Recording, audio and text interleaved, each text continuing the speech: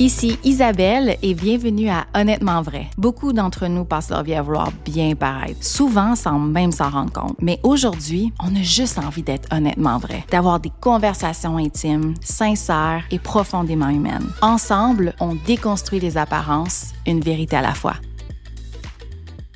Aujourd'hui à l'émission, je reçois Jay. Bonjour Jay. Salut.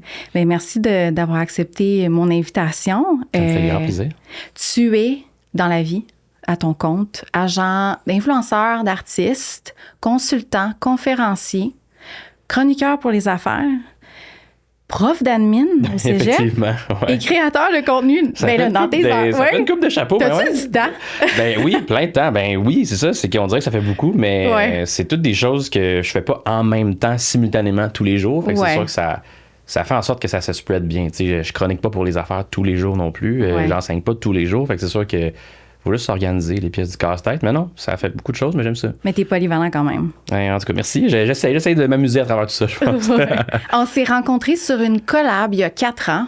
Ouais. Puis, on s'est recroisés à l'été 2023 à Bonaventure. Ouais, le hasard, hein, quand même. Quand même. Puis moi, je t'avais vu, je t'avais spoté dans la foule. Tu sais, on allait faire du kayak. Ouais. Puis là, je t'ai vu dans la foule, puis je disais, c'est-tu Jay, ça?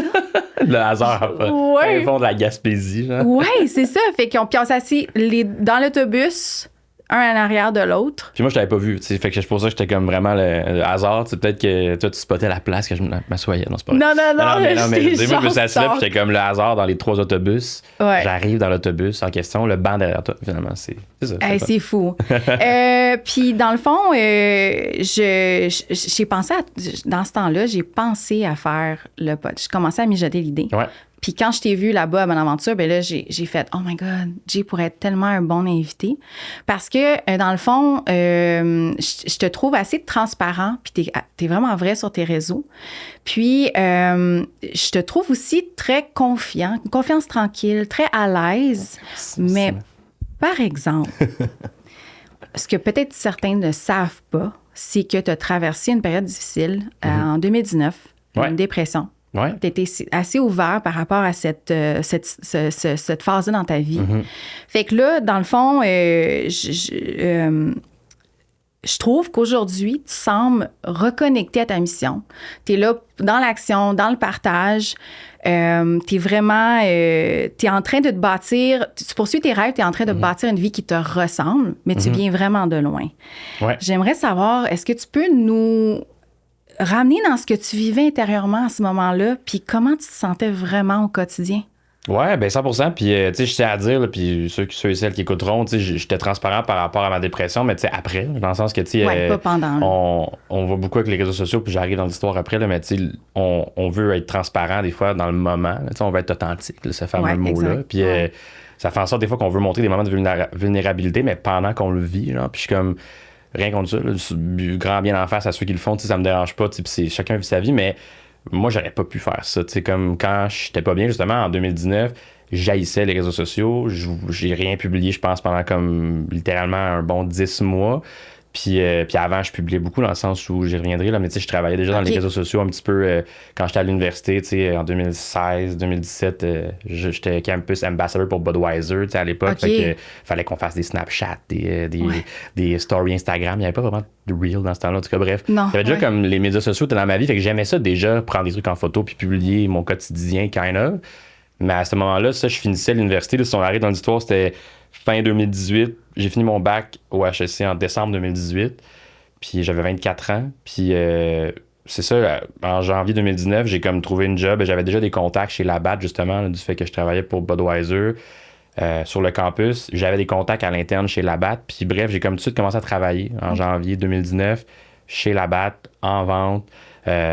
Puis super belle entreprise, rien contre eux. C'est juste que moi, à ce moment-là, j'étais zéro prêt, genre à comme sauter dans le vide de on va dire de vie d'adulte. Là. Je sais pas comment expliquer autrement, mais on dirait que je voyais des amis qui étaient comme moi, je prends 6 mois off après l'université, je m'en vais au Vietnam. Mais moi je le goût de retourner faire ci, je vais pas travailler tout de suite. Là, ou genre, je fais une maîtrise finalement. Puis on est entouré de gens qui nous ressemblent. Fait que moi, j'étais comme, je n'ai qu'un baccalauréat en comptabilité. En plus, pas très très bon à l'école, niveau notes, là, je me forçais pas non plus, faut dire, mais j'étais comme, OK, mais dans le fond, moi, j'ai juste un bac en admin. Puis on va travailler chez Labatt. Là, comme je dis, rien contre eux. Là, j'ai adoré la gang qui était là, mais c'était on dirait que je prétendais pas que c'était comme, c'est ça que je voulais faire. Puis j'étais comme. Ouais. Puis mes parents, c'est ça, là, je vais peut-être parler de plein d'affaires en même temps, mais mes parents sont comptables depuis toute leur vie. Là. Les deux? Ma mère est fiscaliste, mon père est CPA, comptable agréé, fellow CPA, là, genre l'ordre des CPA, il a remis un truc, là, chaque année, il nomine des gens qui se sont démarqués, lui, il a ça depuis comme une quinzaine d'années. Fait, vraiment, dans sa carrière, il a vraiment accompli beaucoup de choses, beaucoup d'admiration pour lui, mais ça vient avec un bagage de genre, OK, là, moi, il faut que je fasse ça aussi. On assume que. Pression. Ouais. Fait que là, je sais pas. Puis mon frère est en finance aussi, depuis de nombreuses années. J'ai un frère plus vieux. Fait que là, j'étais comme, faut que je travaille, faut que je fasse ça. Puis on dirait que c'est un mix de plein de choses. Quand t'es moins bien, quand t'es en dépression. Du moins, au début, moi, je savais pas comment le nommer. Là. J'étais juste pas bien. Mm-hmm. Puis on en reparlera, je pense, plus tard avec un segment plus tard dans le balado. mais bref, on a des perceptions de ce qu'on voit chez les autres puis qu'on pense que les gens perçoivent de nous. Puis, moi, j'étais juste en pleine crise existentielle à ce moment-là. Puis chaque petite affaire qui arrivait de négatif s'accumulait sur une pile de choses qui étaient déjà comme shaky un peu. Okay. Fait que, tu sais, un exemple, juste faire un budget. J'étais comme, je travaille, je fais à l'époque, début 2019, je pense, mon salaire, ça, c'était comme 42 000 là, pour être représentant des ventes juniors, tu sais, comme un poste d'entrée. Pas un poste d'entrée, mais un poste de vente junior. Mm-hmm. Puis là, 42 000, tu décomposes ça sur les payes là, à chaque 2 semaines. C'est comme, c'est comme mon coût de vie, là, je fais un budget. Puis mes parents comptables, avec ma mère, était comme, fais un budget, fais un fonds d'urgence, fais ça. Puis là, à l'université, j'avais pas pensé à ces affaires-là. Puis on dirait que là, de le réaliser, j'étais comme, dans le fond, je peux pas dépenser plus que 30$ par semaine pour sortir parce que sinon, je suis empilé dans la semaine de budget de l'autre semaine. Puis là, finalement, j'haïs ma job. Je me lève tous les matins, j'haïs ça. Fait que dans le fond, toutes mes semaines, il faut que je me réveille à 6h30 du matin pour commencer à 7h parce que c'était comme des horaires très tôt quand même dans ce domaine-là. Puis là, dans le fond, je finis à 5h. J'haïs ça. 5 jours semaine. Puis la fin de semaine, je peux pas plus sortir pour avoir du fun avec mes amis comme je faisais à l'université. Ouais. Parce que le bon budget, tu sais, genre j'ai 30$, pas plus. Sinon, j'en prends un dans les autres semaines. Puis là, là, la réalité de vie d'adulte, là, c'est... Puis là, après, pour réaliser que tout ça, tu sais, puis c'est tellement... Puis j'en parle, là, puis je me dis, tu sais, sûrement qu'il va y avoir des extraits sur les médias sociaux. Je suis comme, c'est tellement des problèmes de privilégiés quand on y pense. Je suis comme, c'est tellement le spleen des gens du 21e siècle qui habitent en Occident. Là, Puis là, en tout cas, ça pour dire que tout ça, ça s'ajoutait aussi au fait, j'étais célibataire à l'époque aussi. Là, j'étais comme, qu'est-ce que je fais? J'habite à Montréal. Genre, plein d'affaires. Perdu. Ouais, perdu. Puis en pensant que tout le monde avait trouvé son chemin aussi. Tu sais, je voyais mes amis, j'avais un cercle d'amis proches que mon coloc de l'époque, un de mes bons chums aussi, avait eu un stage chez Labatt, justement, mais tu sais, un stage que j'en en prenne comme 6-7 sur genre 1000, tu sais. Mm-hmm. Fait que j'étais comme lui, il y a ça. Après ça, mon ami travaille en finance dans une grosse banque. Mon autre ami est parti, genre, travailler à Singapour, genre, tu sais, en TI, genre. J'étais comme, ils ont tous des king job, puis il y a moi, genre. Tu te comparais. Ouais, puis là, tu sais, puis en tout cas, c'est ça. Ça a commencé à te travailler dans la tête, puis tu... Ouais, c'est ça. Puis il y a plein d'affaires. La première affaire que je pense, ça peut être ça. Après ça, c'est sûr qu'il y a aussi le fait de je pense, la peur de quitter quelque chose de stable, qui est l'université. Puis là, aujourd'hui, tu sais, j'enseigne, puis j'en parle à mes étudiants, pas nécessairement de toute ma dépression, mais tu sais, du fait qu'on est amené à faire le cégep souvent en 2 ans ou 3 ans, à faire des choix qui nous amènent dans un tunnel. On choisit ça. Après, si on n'aime pas ça, on choisit d'autres cours. Après ça, on s'en va vers une voie qu'on tente tant bien que mal de décider nous-mêmes, puis de choisir une passion qui nous anime, un métier. T'sais. Puis on sait pas, on se connaît pas encore dans ce temps-là. Ouais, exact. Puis moi, après ça, c'était pas les premières fois que j'avais eu des épisodes plus, on va dire, dépressifs ou anxieux. Fait que, tu sais, c'était comme encore un retour de comme mon début de cégep, que j'avais fait beaucoup de crises d'anxiété quand j'ai commencé le cégep à genre 17 ans. Fin de mon secondaire aussi, j'ai eu beaucoup d'épisodes que je pleurais beaucoup pour des trucs, le projet personnel, entre autres, au secondaire, quand j'allais dans un programme PEI, dans le fond. Fait que tout était plus exagéré. Ben c'est ça, j'ai un tempérament anxieux, qu'on va dire. Puis là, je travaille tout le temps là-dessus au quotidien, mais ça va beaucoup mieux. Là. C'est juste que tout ça fait en sorte que tu as un tempérament qui est déjà anxieux, puis après ça, tu ajoutes des choses qui sont quand même, je sais pas, plein de questions, puis tout est plus gros, tout est plus négatif. Fait que peut-être que c'est le mal du siècle, l'anxiété, mais bref. Mais y a-tu un moment où tu as commencé à t'effondrer intérieurement, puis que de l'extérieur, tu avais l'impression que tout allait bien? Tu sais, tu maintenais plus une façade. Ouais, tu sais, m'effondrer, je veux dire, je pense que c'est graduel, tu sais, puis je pense que tout le monde le vit différemment. En tout cas, tu sais, on n'est pas psychologue, puis à chaque fois que j'en parle sur les réseaux sociaux, je parle toujours au jeu parce que c'est ça que Ton expérience mais personnelle. ça, j'ai entendu dire aussi par d'autres psychologues puis d'autres gens aussi, c'est important quand on témoigne de ça, qu'on parle au jeu puis qu'on rentre pas dans le conseil parce que tu sais, faut pas que le monde se rende à ton niveau de. Il y a des fois du monde qui vont s'improviser coach de vie, whatever, à travers les passes difficiles. Puis c'est comme, je te conseille ça parce que moi, je suis passé par là puis c'est comme, tu sais, c'est vraiment une expérience personnelle, tu sais, puis je conseille à personne de se rendre où je me suis rendu mentalement pour aller mieux puis vivre de ses rêves, tu sais, ça a l'air super beau là, mais c'est comme, tu sais. Mais effondré, tu sais, je te dirais que c'est beaucoup dans le déni, genre. J'ai l'impression, tu sais, il y a beaucoup de l'évitement, là, en psychologie, genre, tu fais de l'évitement, du déplacement aussi, tu te déplaces des choses puis des émotions pour éviter, déplacer dans ta tête, de pas les vivre, tu sais. Ouais. Puis moi, c'était beaucoup dans... Quand j'ai fait mon cégep, dans le fond, après avoir... là, je retourne un peu en arrière pour arriver vite en avant, mais quand j'étais au cégep à 17 ans, j'ai comme pris après ça un an off. Ben, en fait, j'ai pas fait mes cours de sciences nat au cégep quand j'étais arrivé en 2012 à Édouard-Montpetit parce que c'était post-grève étudiante. Puis je me suis rentré en sciences nat à l'époque, puis j'étais pas très bon là-dedans. Puis bref, je voulais être médecin, en tout cas. Oh, peu wow. importe, ouais, je voulais aller en santé parce que j'aimais, genre, ben, je voulais comme travailler en santé parce que je voulais aider les autres. Puis je pensais que c'était le seul métier qui faisait en sorte qu'on aidait vraiment les autres. Ouais, Pour découvrir on plus tard pense que ça c'est aussi, pas ça du tout. Tu sais, c'est un Ouais. super métier qui aide beaucoup les autres. Mais il n'y a pas que Ouais. ça, tu sais. Puis bref, c'est ça, quand en 2012, je suis rentré au cégep, ben je me suis comme inscrit à un autre cégep qui est André Grasset, où j'enseigne présentement.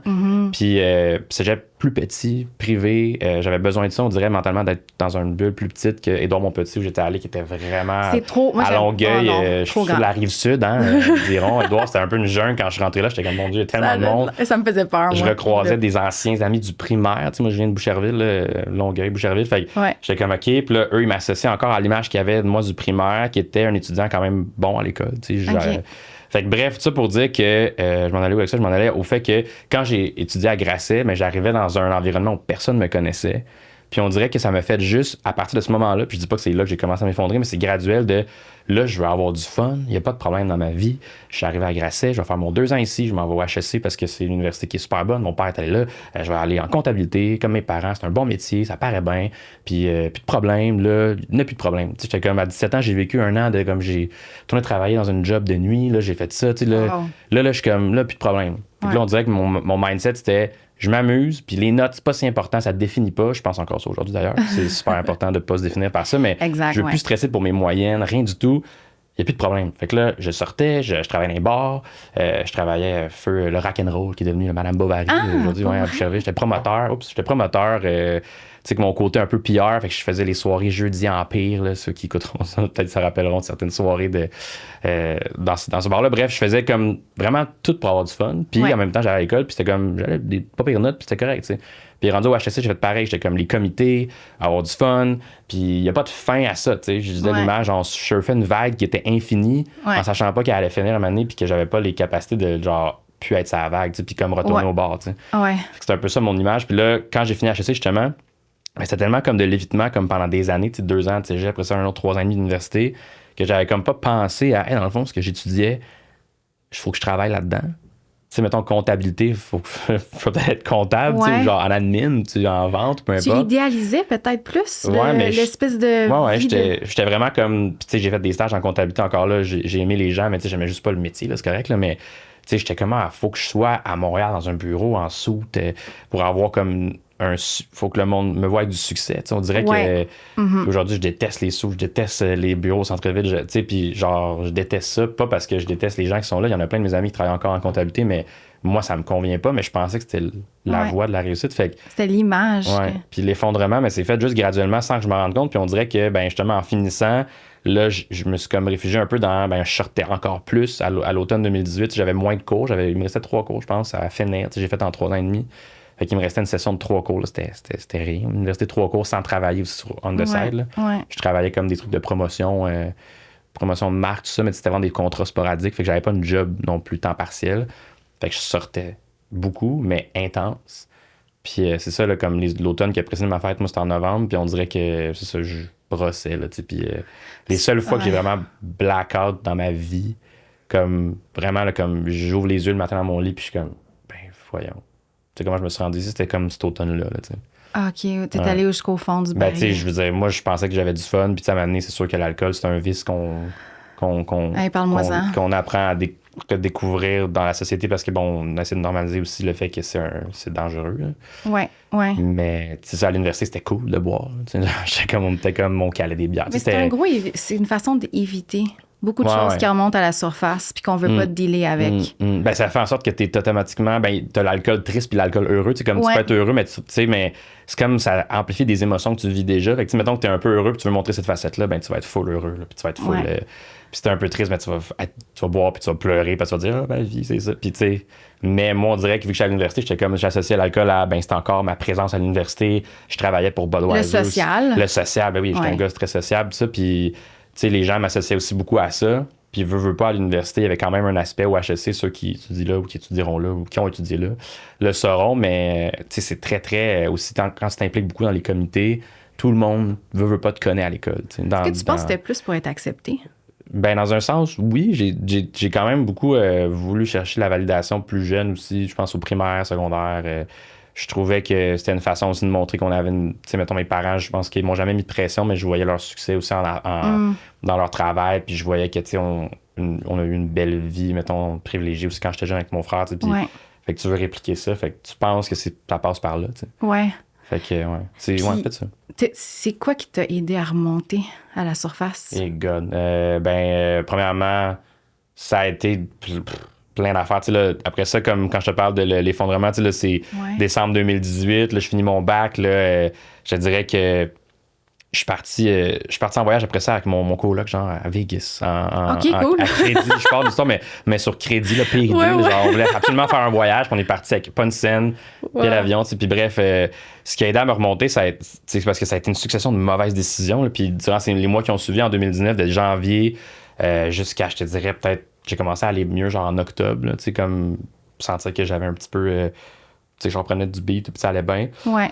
Puis ça a été de retourner aux bases, tu sais, puis je me suis trouvé comme 4-5 jobs dans cette année-là. J'ai commencé et terminé 4 jobs dans cette année-là.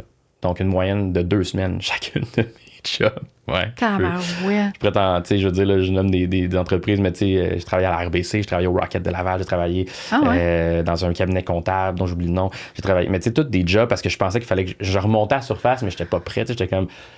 Je vais trouver un job parce qu'il faut que je travaille. Puis à ce moment-là, prendre un arrêt de travail quand t'as fini l'université, puis t'as pas encore travaillé, c'est un peu weird. Là. Genre, je suis épuisé d'avoir fait quoi? D'avoir été à l'université. Je suis épuisé. Mais j'étais vraiment épuisé. Mais ça peut être aussi normal. On dirait qu'on se met comme une. C'est pas correct. 100%. Puis il y a des gens qui le font. Puis moi, je veux dire, faut s'écouter. Mais à ce moment-là, dans ma tête, en 2018-2019, 2019, on va dire. J'ai 24 ans, je suis comme... En plus, les gars, on en parle moins. C'est pour ça que j'en parle aussi souvent. Ben, j'en parle à quelques reprises sur les réseaux sociaux à divers moments de l'année, mais les gars, on parle moins de ça. Là, je veux dire, de sensibilité ou de vivre ses émotions. Bref, je trouve qu'on devrait tout en parler tout le temps, tout le monde. En tout cas, ça, c'est une autre histoire. Mais bref, puis je pensais qu'il fallait que je retrouve un job. J'étais comme, je peux pas être épuisé, je retrouve un job. Ta famille aussi veut t'aider, mais comprend pas. Toi, tu te comprends pas toi-même. Moi, j'étais comme, je pleurais dans ma douche le matin. Je mangeais pas tant, j'avais mal au ventre tout le temps. J'étais comme dit, c'était vraiment des feelings bizarres, comme autant physiques que psychologiques. Puis, après ça, tu consultes des psychologues. J'ai consulté, mais des périodes, mettons, des quelques semaines, mais pas pendant jamais longtemps. Long stretch? Jamais le plus longtemps j'ai consulté, c'est genre 10 semaines. OK. Fait quand même 2 mois et demi, mais c'est pas long, genre en consultation. Des fois, ça prend du temps. Puis, mais après ça, ce qui m'a aidé, c'est que j'ai fait, à un moment donné, quand j'ai tellement essayé de remonter à trouver des jobs, essayer ça, puis là, j'ai commencé aussi à prendre la médication. À cette époque-là, je n'ai pris pendant comme 8-9 mois là, du Cipralex, là, un antidépresseur. Justement, j'ai fini par en prendre, comme pilé sur genre mon orgueil de comme pas vouloir prendre de médicaments. Mm-hmm. Comme à l'été, c'était l'été, là, ça faisait déjà 6 mois que je tournais en rond, puis j'étais retourné vivre chez mes parents aussi. J'étais en appart, je suis retourné vivre chez mes parents en juillet.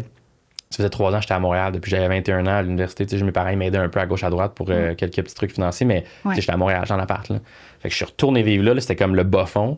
Puis à un moment donné, j'ai fait, je vais retourner travailler en restauration. Fuck off. Puis je suis retourné dans un restaurant, boss boy. Est-ce que c'est parce que là, j'ai fait ça pendant genre plusieurs mois, puis là, ça a commencé à aller mieux. Est-ce que tu hésitais à retourner en restauration parce que tu t'aimais pas ce que ça dégageait ou tu sentais que tu revenais à la case de départ? Ou... Ben, c'est sûr qu'il y avait ce sentiment-là de dire, hey, je travaillais là quand je travaillais dans un restaurant ou dans un bar quand j'avais 18-19 ans. Là, j'ai 20, ça fait 5 ans. 5 ans, c'est rien. Pour vrai, ça fait 5 ans que la pandémie, j'ai l'impression que c'est encore hier. C'est comme fou, le temps, il prend vraiment une valeur qu'on lui donne, on donne une valeur au temps, mais c'est tellement différent pour chaque personne puis pour chaque moment aussi. Là. Tu sais, moi, 5 ans, j'étais comme, yo, ça fait tellement longtemps que j'ai fait ça, je retourne encore aux bases, mais pourtant, j'aimais vraiment ça, la restauration. Tu sais, j'ai même pensé à un moment donné, je fais, non, je vais-tu m'inscrire à l'ITHQ, genre en service hôtelier, tu sais, puis je l'ai pas fait, d'ailleurs, mais je suis sûr que j'aurais adoré ça, mais c'est juste que j'ai toujours aimé ce milieu-là. Puis on dirait que là, ça m'a fait valider tout de suite. Quand t'es bon dans quelque chose, que t'as déjà été bon avant, puis là, j'étais déjà bon parce que, je veux dire, je n'ai pas perdu tant que ça, le fait de prendre des assiettes puis de servir des assiettes, c'est boss boy, je veux dire, c'est une job qui est tough, mais quand t'es le moindrement allumé puis que t'es comme un peu TDA comme moi, pas diagnostiqué, mais tu sais, genre t'es un peu énergique, ben t'es bon. Tu sais, comme moi, il fallait toujours que je fasse de quoi, fait que j'étais toujours en train de prendre des assiettes, tout ça, fait que tout de suite, j'étais bon. Après 2 jours, ils m'ont dit, t'es excellent, t'es super bon, puis là, on dirait que là, j'étais comme, c'est vrai que je suis bon là-dedans. Fait que ça t'a donné confiance, ça t'a aidé à remonter. J'étais comme, je suis bon là-dedans, dans le fond, puis là, tu sais... That's it, là, tu fais de l'argent aussi. Fait que là, tu veux pas, tu travailles. Le lien avec l'argent, tantôt, je parlais, là, j'ai commencé à faire de l'argent. Bon, le type, c'est quand même payant aussi. Fait que je faisais un pas pire salaire par rapport à des jobs d'entrée après mon bac. C'est un peu ça le danger des fois de la restauration, c'est que c'est rapidement beaucoup d'argent jeune. Puis des fois, il y en a qui aiment tellement ça qu'ils vont rester là-dedans longtemps au détriment de peut-être vouloir aller étudier ou faire d'autres choses plus tard. Puis là, c'est rendu plus tard que tu t'en rends compte. Là, puis c'est correct, là, mais je veux dire... Moi, je faisais autant d'argent que ma job que je faisais pas longtemps avant, mettons, chez Labatt. Je faisais un salaire qui était environ sur 40 000 par année en termes de paye aux 2 semaines. Fait que j'étais comme, ça va bien. J'en mettais de côté. Puis à un moment donné, j'ai commencé à me dire, regarde, j'aime pas l'argent, faut que je comprenne pourquoi je vais lire des livres sur ça. J'ai lu des livres sur ça. J'ai dit, hey, tu sais quoi, j'aime les médias sociaux. Dans le fond, je peux faire des stories. Je vais recommencer à publier. Puis là, j'ai commencé à me dire, je peux travailler en événementiel. Puis là, j'ai comme, dans le fond, il y a de la job là-dedans. Puis là, tu rencontres du monde à gauche, à droite qui aime aussi des affaires que toi t'aimes. Puis t'es comme, dans le fond, je peux faire ça si eux ils aiment ça aussi. Fait que là, tu reprends confiance un peu. Ouais. Puis tu reprends des fois trop confiance, mais en tout cas, peut-être qu'on en reparlera. Mais mais tu parlais tantôt de la pression, surtout avec tes parents. Dans ta lettre aux jeunes entrepreneurs que tu deviendras de publier dans les affaires, tu parles justement de la pression de réussir jeune. Tu sais qu'il faut que tu performes, puis il faut que le succès arrive dès que possible. Est-ce que tu te rends compte aujourd'hui à quel point cette pression-là t'a affecté? Là, je sais avec tes parents, tu avais cette image-là, cette pression-là qu'il fallait que tu sois à la même hauteur. Mais est-ce que tu penses que ça t'a plus affecté que tu le pensais, peut-être, à l'époque? Ben, tu l'as lu, ma lettre. Mon Dieu, je suis comme déjà touché que tu aies lu ça. Je suis comme, on sait pas qui nous lit dans les affaires. Je suis bien content de savoir ça. Mais ouais, c'est... Ta question, c'était dans le fond, on vient à penser pour vrai ce qu'on perçoit ou genre ce qu'on. Mais dans le fond, tu sais, c'est cette pression de réussir jeune, cette idée-là qu'il faut performer. Est-ce que tu penses que ça t'a plus affecté que tu le pensais? Ben oui, absolument. Puis après ça, je pense que, puis en parlant, moi, mon père, il parle peu de ses émotions. Puis, quand on en a parlé de ça, ben, tu sais, ça m'a fait découvrir mon père sur une autre facette. Mon père a commencé à travailler à 21 ans, tu sais, puis il y a bien du monde aussi qui écouterait ça, qui vont dire, ben, c'est normal, t'as 21 ans, tu finis ça, moi, je travaillais plus jeune. Encore une fois, je réitère, ce que j'explique là, c'est mon expérience de vie, mais tu sais, je suis comme, c'est vraiment des problèmes, genre, que moi, j'ai vécu, mais que je sais que je suis privilégié parce que mon père, lui, son but, c'était de bâtir une vie comme meilleure que ce qu'il avait eu en termes, mettons, on va dire, financiers, tu sais, un petit peu de... il a grandi à Saint-Léonard, peut-être très modeste, très, très, très, très bien, mais je veux dire, il était 4 frères et sœurs. Mon grand-père, c'était un électricien qui a travaillé 2 jobs presque toute sa vie, puis mon père, il voyait ça, puis il était comme, moi, je veux aller à l'université, je veux trouver un job qui va peut-être m'amener à un autre niveau, que je vais pouvoir avoir... je veux pas dire meilleure vie comme c'était méchant, mais une vie plus aisée, financièrement. Faire plus d'argent pour pouvoir me permettre plus de choses, puis avoir des enfants que je vais pouvoir aussi, à mon tour, aider à bâtir ça. Fait que là, moi, tu vois ça, je suis comme, ben là, dans le fond, mon père, moi, je l'ai pas connu à 21 ans, j'étais abonné. Fait que je veux dire, moi, j'ai commencé à le connaître puis à réaliser qu'est-ce qu'il faisait. Il devait déjà avoir comme 45 ans, je pense que je suis né, il avait 39 ans. Fait que dans le sens que mes parents m'ont eu quand même tard. Fait que je suis comme, tu sais, je suis comme, mon père était déjà, comme on va dire, successful quand je me suis rendu compte de ce qu'il faisait. Puis moi, j'associais ça à, faut que je le fasse là, parce que dans le fond, tu sais, je pas vrai que je vais travailler, je pas vrai qu'il faut que je commence en faisant un job, mettons, qui est comme un job d'entrée, on va dire, il faut déjà que je sois bon tout de suite, tu sais.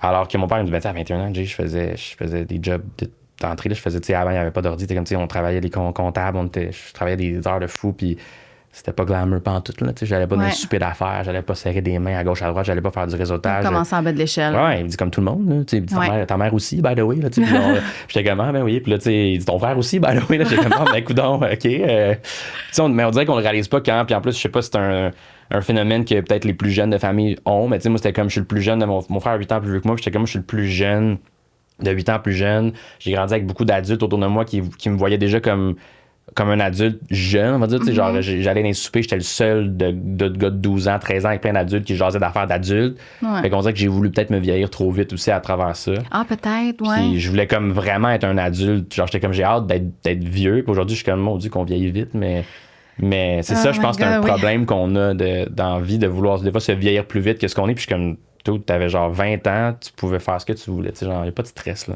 Ouais, je sais, on a tendance à faire ça. Puis à 20 ans, j'étais comme à l'université, je suis comme, OK, il faut que je fasse ça, les comités, ça. Puis là, les stages. Puis à 24 ans, je me trouvais déjà en retard sur mon ami qui avait fini à 23 ans. Puis je suis comme, hey, à 24 ans, j'aurais pu me réinscrire à un deuxième bac, dans le fond, faire d'autres. J'aurais pu faire un DEP en d'autres. Tu sais, j'aurais pu aller faire plein de choses, là. T'as-tu beaucoup de regrets?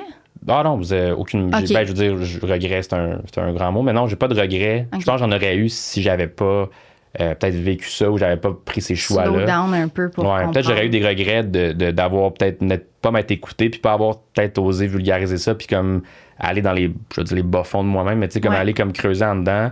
Peut-être que si j'avais suivi la vie comme un métronome, on va dire, tu sais, juste comme faire ça comme day-to-day, la routine, je me serais peut-être réveillé aujourd'hui là, j'ai 30 ans, je m'en vais sur mes 31 ans, j'aurais peut-être commencé à regretter des choses que je suis comme, OK, là, des fois, la vie t'amène ailleurs, puis veut pas, il est rendu peut-être trop tard. Il est jamais trop tard, là, mais des fois, des fois, on assume qu'il est trop tard. Bon, la vie de famille, des fois, on a des enfants, l'hypothèque, c'est comme, encore une fois, des problèmes de privilégiés, je vais dire, mais le fait que la vie nous amène là-dedans, des fois, on se réveille à 30, 40, 50, on est comme, là, c'est là qu'on commence à regretter parce qu'on est comme, là, le temps file, puis j'ai pas fait ce que je voulais faire. Puis là, aujourd'hui, on voit les réseaux sociaux, on voit plein de monde être très transparent sur leur vie, avoir du succès des fois devant nos yeux, puis on est comme, j'aurais dû faire ce que lui fait, puis là, tu tapes sur la tête, puis en tout cas, ça peut. Mais en même temps, quand tu vois ça sur les réseaux sociaux, on n'a pas vu tout le avant, tu sais, on voit quelqu'un qui réussit instantané, mais on n'a pas vu genre les 10, 20 ou etc. d'années avant, qui a travaillé bûché, là, tu sais, c'est comme... Ben, c'est ça. Puis j'ai encore ça dans mes notes d'articles pour les affaires. Peut-être pour plus tard. Des fois, j'ai plein de notes d'articles que j'ai pas encore écrits ou de sujets, du moins. Mais des fois, je suis comme... Tu sais, l'histoire est bonne, tout dépendant d'où tu commences. Tu sais, dans le sens que, tu sais, je veux dire, l'histoire... Tu sais, moi, des fois, j'ai fait des posts sur LinkedIn beaucoup. Je publie beaucoup sur LinkedIn aussi. Des fois, je publie des posts, des publications, que c'est comme des extraits potentiels de mes articles que j'ai goût d'écrire. Puis je tente le terrain à voir si les gens, comme ils réagissent ou pas, tu sais, puis ils commentent. Mais des fois, c'est ça. L'histoire, je veux dire, moi, je peux commencer mon histoire aujourd'hui, puis faire un peu comme l'intro que tu as faite de moi d'ailleurs, que je serais comme, mon Dieu, c'est vrai que je fais beaucoup de choses, c'est le fun. Tu réalises pas ce que t'as. Mais ça, c'est super bon, mais tu commences l'histoire là 6 ans comme on fait là, tu sais, qu'on recommence, puis dans le fond, l'histoire, elle change selon où tu commences. Ouais. Fait que c'est sûr que c'est à l'avantage de quelqu'un qui veut se montrer là sur son meilleur jour. Il va dire, ben moi, je fais ça, je suis rendu là, je fais ça, je gagne des millions, peu importe. Je gagne pas des millions. Dans le sens que, tu mettons, genre, ça va bien mes affaires, tout ça, mais ça a déjà été mal, tu sais. Ouais. Mais, tu sais. C'est comme, en tout cas. Ouais. Mais dans ta lettre, tu dis beaucoup que, ben en fait, tu dis que la pression de réussir, il fallait que tu réussisses vraiment assez rapidement. Tu sais, avais cette vision-là. Ouais. Mais aujourd'hui, tu associes quoi au succès? Eh boy, des bonnes questions. Le succès, tu sais, honnêtement, avoir du succès, je pense que ça change selon les phases de ta vie. On dirait, j'ai l'impression que j'associe le succès. À 25 ans, avoir du succès, pour moi, c'était d'être ce que je suis aujourd'hui. Tu sais, comme on dirait, je me voyais vraiment, j'ai hâte d'avoir une blonde, j'ai hâte d'avoir mon appart, j'ai hâte d'avoir, tu sais, je sais pas, là, une job que j'aime, pas sentir que je me réveille le lundi matin avec le dimanche soir, je me couche avec la peur du lundi, là, j'ai oublié le mot, mais en tout cas, moi aussi, le Monday, en tout cas, ça, le blues du Monday, peu importe, mais tu sais, Sunday scary. Ouais, ça, exact, ouais. La peur de dire, je commence à travailler, tu sais, genre, le succès pour moi, c'était comme, j'ai assez hâte d'être rendu là, tu sais, juste ça, parce qu'on dirait que là, mon cerveau allait comme se calmer. Juste si j'avais ces éléments-là, tu sais, genre une vie quand même un peu placée, une vie de jeune professionnel à Montréal. Tu sais, j'avais hâte de devenir un jeune professionnel à Montréal. J'étais comme, je veux retourner habiter à Montréal parce que je suis retourné chez mes parents à Boucherville. Puis rien de mal à ça, mais tu sais, c'est sûr que tu veux repartir quand t'as 24. Puis tu veux repartir au plus vite. Là, finalement, avec la pandémie qui est arrivée pas longtemps après, ça a duré 2 ans, mon séjour chez mes parents. Mais 2 ans quand même! Dans le sens que, tu sais, j'étais d'été 2019, puis là, tu sais, je voulais repartir, mettons, j'ai comme début 2020, ça roule pas pire, c'est bon. Puis là, tu sais, mars mars 2020. J'étais comme, finalement, je suis resté une autre année. Genre, j'ai fait 1 an chez mes parents, 31, là. Je t'ai dit 2 ans, j'aurais pas toffé. Mais tu sais, 2 ans, mais c'était vraiment la pandémie, tu sais, je mets l'excuse là-dessus, mais ça a été vraiment comme, finalement, ça s'est vraiment passé. Puis je suis comme, dans le fond, ça fait 2 ans, je vais repartir, finalement. Ouais, c'est ça. Mais ça a été bien dans un sens, comme, ça a été vraiment bénéfique, là. Mais, puis aujourd'hui, le succès, je l'associe à juste comme, je sais pas, on dirait pas avoir la paix, là, je veux pas comme être pessimiste, mais tu sais, genre avoir comme juste mes petites affaires, puis entretenir ma vie de couple avec ma blonde, entretenir mes amitiés que j'ai gardées depuis des années, mes vieux chums de quand j'étais au secondaire, mes chums du cégep, mes chums d'université. Ouais. Puis tu sais, comme, oui, avoir du succès dans ce que je veux entreprendre, mais je suis comme, ça va arriver quand ça va arriver, tu sais, genre, je veux pas presser les choses. Puis on dirait qu'il y a beaucoup de monde aussi. Je travaille beaucoup avec des influenceurs. Je travaille avec une centaine d'influenceurs depuis le début. Je travaillais pour Occupation Double avant. Je travaillais avec plein d'influenceurs qui sont sortis de ce show-là, fast-paced. Genre, tout roule vite. Ils se font contrôler par les activités, tout ça. Ils arrivent ici, ils ont des abonnés. Puis tout va tellement vite. Des fois, je me fais prendre au jeu, moi aussi, de checker des vidéos, faire OK, j'ai posté une vidéo il y a pas long, elle n'a pas encore de views. Puis, comme, mais je suis quand même année, genre, tout va arriver quand ça va arriver. Puis on dirait que j'ai juste le goût de enjoy le processus. Ouais. Puis c'est un peu ça, on dirait. Ma définition du succès, c'est comme, le succès, c'est quand tu vas en avoir un moment donné, tu vas dire, j'aurais peut-être dû plus profiter de tous les moments où que j'essayais d'arriver à ce moment-là. Ouais, le long journey, genre, on pourrait dire. Ouais, c'est ça. Puis on dirait que c'est vraiment un truc de, genre, encore une fois, de coach de peut-être, mais j'en suis pas un. C'est juste de dire, c'est le processus, là, genre, trust the process, comme on dit, mais enjoy the process aussi, tu sais, puis de trop vouloir aller vers l'avant, puis toujours penser vers l'avant. Maintenant, on finit par dire, on arrive à là, puis on est comme, j'aurais dû profiter des 5 dernières années. Tu sais, t'as eu 30 ans il y a quelques années aussi. Tu sais, moi, j'ai eu 30 ans, là, comme 8-9 mois, puis genre, j'étais comme, 6-7 mois. J'étais comme, tu sais, genre, j'étais pas anxieux d'avoir 30 ans. J'étais comme, j'ai 30 ans, cool.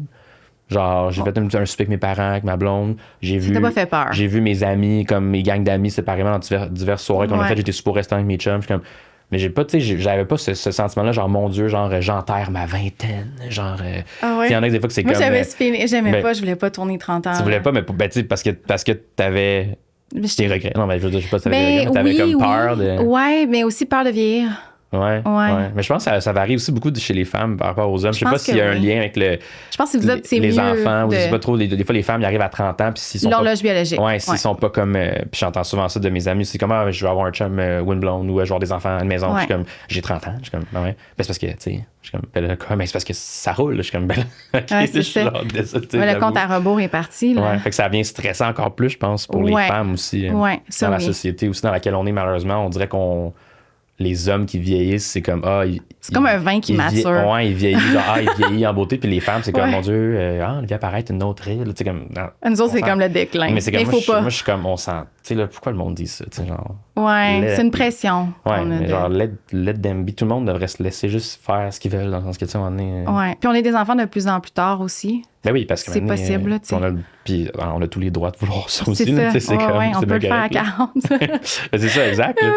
Est-ce que, ben là, en fait, t'as sorti de cette phase-là difficile, t'as vu la lumière au bout du tunnel après 1 an, je pense, de dépression, tu disais? Environ, ben c'est ça. Sur l'année 2019, mettons, j'avais écrit un texte sur Facebook, là, dans mes textes que j'écrivais sur Facebook dans le temps, 2019 aux poubelles. J'étais comme ça, on va mettre ça aux poubelles, 2020, c'est mon année. Ouais.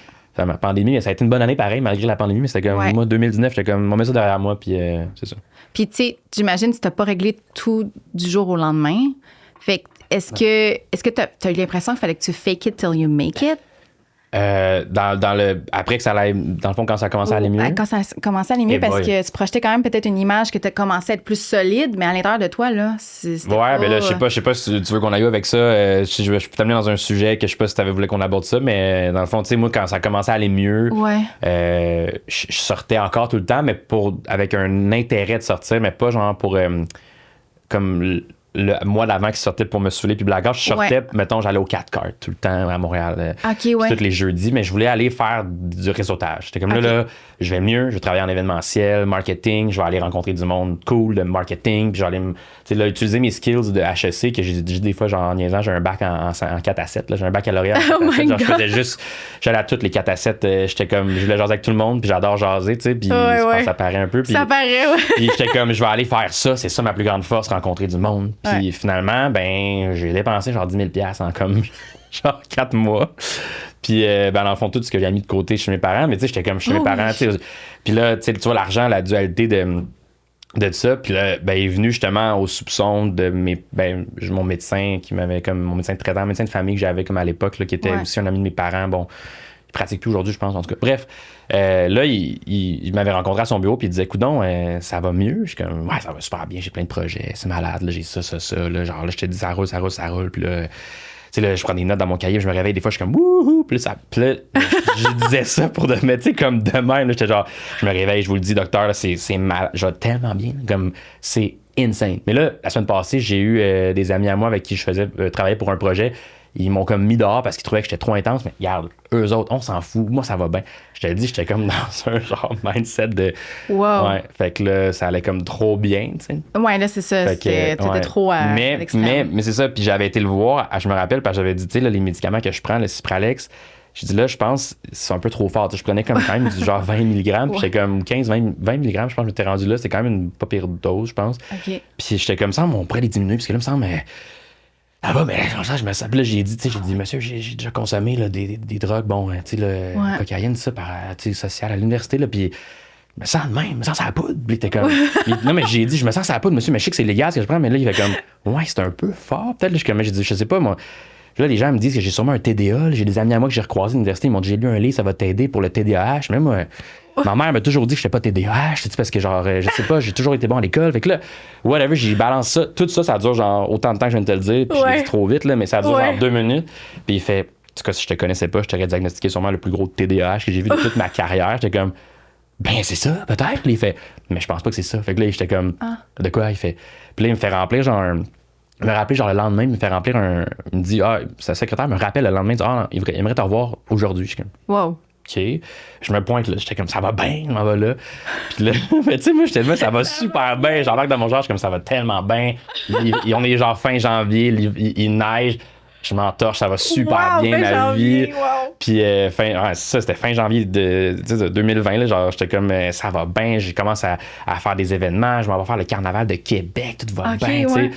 Ma vie va bien, tu sais. Pas de pandémie encore. En tout cas, ça approchait, mais là, j'arrive à son bureau, bref, puis là, il me fait remplir un questionnaire, puis c'est genre 10-12 questions, mais comme pour la bipolarité, genre. Oh, parce que c'était manique. Il pensait, tu sais, finalement, bon, l'histoire va arriver là un moment donné, dans pas long, t'inquiète pas, mais j'ai fait de la consultation, après ça, j'étais allé à l'hôpital, en fait, genre, en psychiatrie, à l'aile psychiatrique, puis quelques semaines après, genre. Ouais. Mais mes parents m'y ont amené, genre, comme, parce que je devais y aller, parce qu'en tout cas, long story short, je te dirais, mais. Parce qu'il paraît que la police savait checker mon char parce que j'étais comme un danger pour les. En tout cas, je t'expliquerai l'histoire, mais. Fait que, bref, il m'a fait remplir ça, puis là, il m'a dit de répondre. Dans le fond, les questions, c'était de ce que je me rappelle, c'était comme est-ce que tu as des dépenses d'argent exubérantes? Je suis comme, ben oui. Est-ce que tu es toujours heureux? Ben oui. Est-ce que tu es super confiant que les autres te comprennent pas? Ben oui, c'est ça. Les autres ne savent rien. Après ça, est-ce que tu as des pulsions, mettons, sexuelles qui sont comme, tu sais, moi, qui sont, ben pas nouvelles, mais genre qui sont différentes? Moi, j'étais comme, ben j'ai toujours eu de la difficulté avec ma confiance en moi au niveau sexuel quand dans la jeune vingtaine. J'en ai même parlé sur les réseaux sociaux. Ben oui, je suis vraiment confiant en moi. Ben oui, j'ai le goût de faire ce que je veux. Fait que là, je répondais oui à toutes les questions. Non.